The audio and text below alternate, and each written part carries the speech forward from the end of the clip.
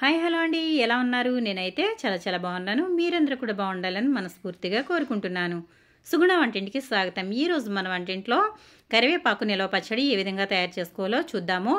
ఈ పచ్చడి వేడివేడి అన్నంలో కాస్త నెయ్యి వేసుకుని తింటే ఆహా అనాల్సిందేనండి. మరి కడుపు నిండా తినేస్తారు, అంత రుచిగా ఉంటుంది ఈ పచ్చడి. మరి ఈ పచ్చడి ఏ విధంగా తయారు చేసుకోవాలో చూద్దాము. వీడియో కనుక ఎక్కడా స్కిప్ చేయకుండా చూడండి. స్కిప్ చేసినట్లయితే పచ్చడి అనేది పర్ఫెక్ట్గా కుదరదు కాబట్టి మరి చూసేద్దామా.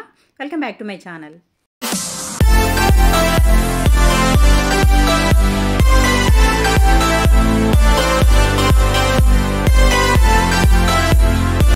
ముందుగా నేను ఇక్కడ ముదురుగా ఉన్న కరివేపాకు అయితే తీసుకున్నాను. కరివేపాకుని చక్కగా కడిగేసుకున్న తర్వాత ఒక క్లాత్ మీద ఆరబెట్టుకోవాలి. తడి అనేది ఏమీ లేకుండా చక్కగా ఈ కరివేపాకు అంతా కూడా ఆరిపోవాలండి. అప్పుడే మనకి పచ్చడి అనేది చాలా బాగుంటుంది. నిల్వ ఉండాలంటే ఎక్కడ తడి అనేది ఉండకూడదు.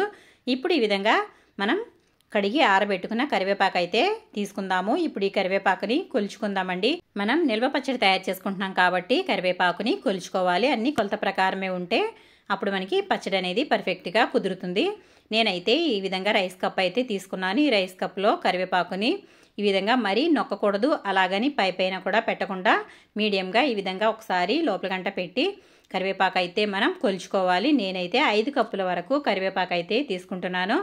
కరివేపాకుని ఈ విధంగా మనం ఆహారంలో భాగం చేసుకోవడం వల్ల మనకి జుట్టు రాలే సమస్య తగ్గుతుందండి. అలాగే ఆకలి లేని వారికి కూడా ఆకలి పుడుతుంది. అలాగే నోరు బాగా లేని వారికి ఈ విధంగా కరివేపాకు తినడం వల్ల మంచిది. అలాగే రక్తహీనత ఉన్నవారు కూడా కరివేపాకు అయితే తీసుకోవడం వల్ల రక్తం అనేది పడుతుంది.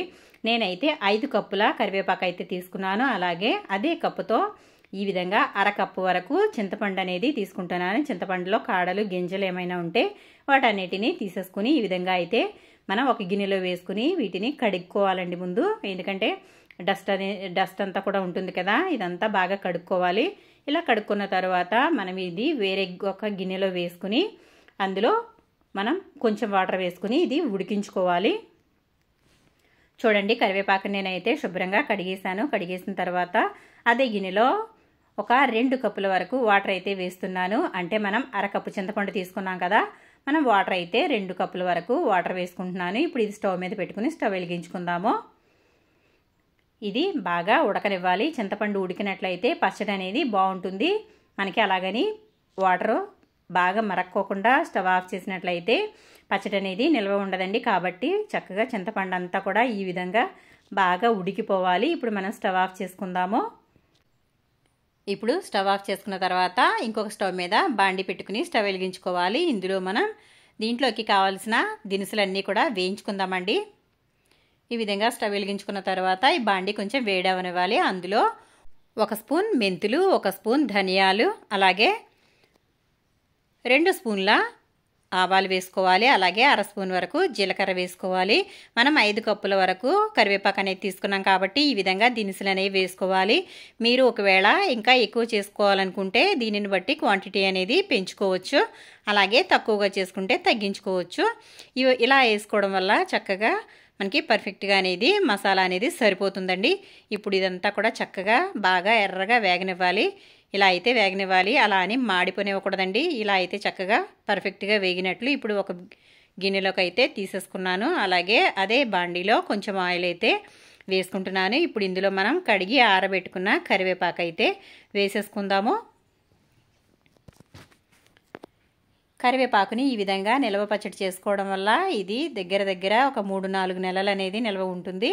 అలాగే వేడివేడి అన్నంలో, అలాగే కర్రీ ఏమీ చేయనప్పుడు, అలాగే లంచ్ బాక్సుల్లోకి టిఫిన్స్లో కూడా చాలా బాగుంటుందండి ఈ పచ్చడి. మనకి టిఫిన్లో కూడా అదిరిపోతుంది. ఇడ్లీతో ఈ కాంబినేషన్ తినండి, చాలా బాగుంటుంది. మరి కరివేపాకు అంతా కూడా చక్కగా వేయించేసుకోవాలి. గలగలా వేగేటట్టు వేయించుకోక్కర్లేదండి. అలా వేయించుకున్నట్లయితే టేస్ట్ అనేది అంత బాగోదు. కాబట్టి ఇది మరి పచ్చిగాను ఉండకూడదు, అలా అని గలగలలాడే వరకు కూడా వేయించుకోకూడదు. ఇది మనకి కొంచెం బాగా మగ్గిపోయితే చాలండి, పచ్చి వాసన అనేది ఉండకూడదు. ఒకసారి చూడండి, ఇక్కడ ఆకు అనేది మనం పట్టుకున్నప్పుడు ఈ విధంగా అయితే మెత్తగానే ఉండాలి. ఆకు కూడా చక్కగా వేగినట్లుగా కనిపించాలి. ఈ విధంగా అయితే మనకి పర్ఫెక్ట్గా వేగినట్లు. ఇప్పుడైతే మనం స్టవ్ ఆఫ్ చేసుకుందాము. స్టవ్ ఆఫ్ చేసుకున్న తర్వాత మనం కరివేపాకు చల్లారబెట్టుకుందాము. ఇందులో నేను ఇక్కడ దినుసులన్నీ కూడా వేయించుకున్నాం కదా, మనం చల్లారిపోయాయి.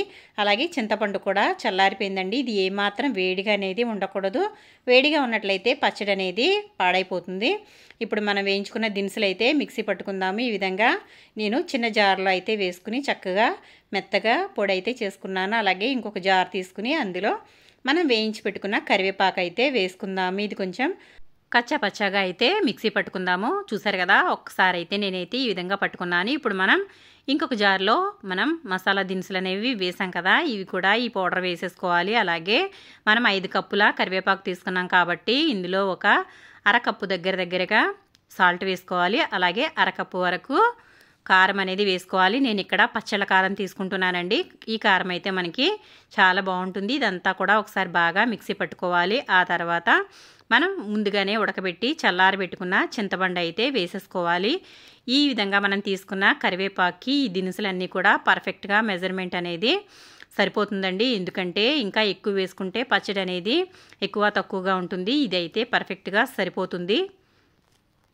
ఇప్పుడు ఇదంతా మెత్తగా అయ్యే వరకు మిక్సీ పట్టుకోవాలి. ఒకవేళ ఇది గట్టిగా ఉందనిపిస్తే కనుక ఇందులో కొంచెం కాచి చల్లార్చిన వాటర్ని వేసుకోవాలి. అలా అని చల్లటి వాటర్ వేసుకోకూడదండి. అలా వేసుకుని కొంచెం మనకి సరిపడా జార్లో మనకి మిక్సీ అయితే పట్టుకోవాలి. అలాగే ఇంకో స్టవ్ మీద ఆయిల్ పెట్టుకున్నాను. ఆయిల్ పెట్టుకున్న తర్వాత దాంట్లో వెల్లుల్లి అలాగే కొంచెం పోపు దినుసులు వేసానండి. పచ్చిశనగపప్పు, మినపప్పు, ఆవాలు వేసుకున్న తర్వాత ఇందులో కొంచెం ఎండుమిర్చి వేసాను.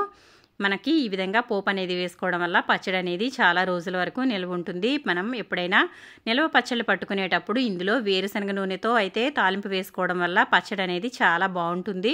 ఆరోగ్యానికి కూడా వేరుశనగ మంచిది కాబట్టి ఆ నూనెతో అయితే వేసుకోవాలి. నేను ఇక్కడ కొంచెం కరివేపాకు కూడా వేసుకున్నాను. ఈ పోపు అంతా చక్కగా ఎర్రగా వేగనివ్వాలండి.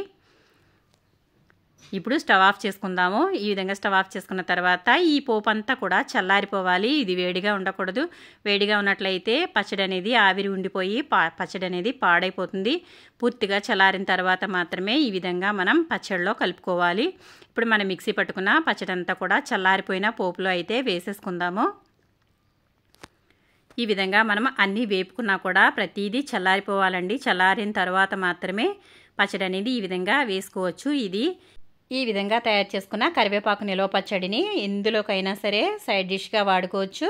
టిఫిన్స్లోకి అలాగే రైస్లోకి దేంట్లోకైనా కాంబినేషన్ అయితే అదిరిపోతుందండి. అలాగే కరివేపాకు కూడా ఆరోగ్యానికి చాలా మంచిది కదా. నేను ఇక్కడ పోపు అంతా వేసేసుకున్న తర్వాత పోపులో పచ్చడి అంతా వేసేసిన తర్వాత బాగా కలుపుకోవాలండి. ఒకసారి చూడండి, ఇదంతా కూడా ఇలా కలుపుకున్న తర్వాత ఇది ఒక తడి లేని డబ్బాలో అయితే గాజు సీసాలో కానీ డబ్బాలో కానీ ఎందులో అయినా వేసుకుని పెట్టుకోవడం వల్ల ఈ పచ్చడి మనకి దగ్గర 4-5 నెలల వరకు నిల్వ అనేది ఉంటుందండి. నేనైతే ఈ విధంగా పొడిగా ఉన్న డబ్బాలో అయితే ఈ పచ్చడి పెట్టేసుకుంటున్నాను. మరి నచ్చిందా? నచ్చితే కనుక లైక్ కొట్టండి.